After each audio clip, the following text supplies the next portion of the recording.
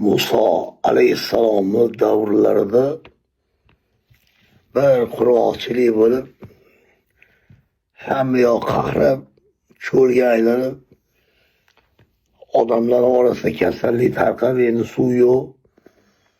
Hamma tashna, chanqoq, yerli quryapti, daraxtli quryapti. Hamma yoq rasvo, dabdala. Butun qavm, Bani Isroilni qavmi yig'lab Musa alayhissalom oldiga kelib, ey Musa, Robbingdan so'ragin, Allohdan yomg'ir yog'dirsin, bunda turponi tirilsin deb dodvoy qilganda, Musa alayhissalom Turi Sino tog'iga chiqib Allohdan so'radilar, ey Alloh, Robbim,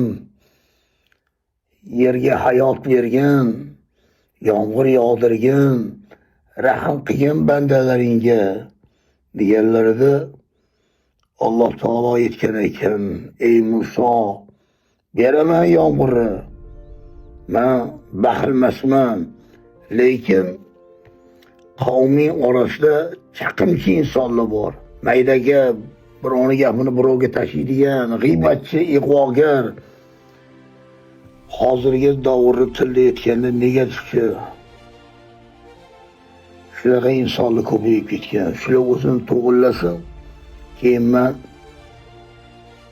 yaxshi hayotni berib, yomg'irni beraman sizlarga.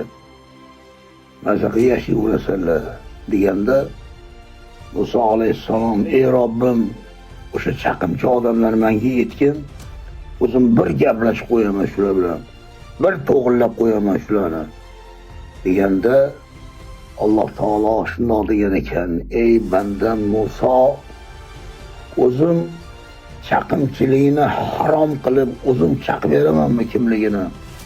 Sen boravergan, ommatan qilib gapirgan, o'rshi qilib.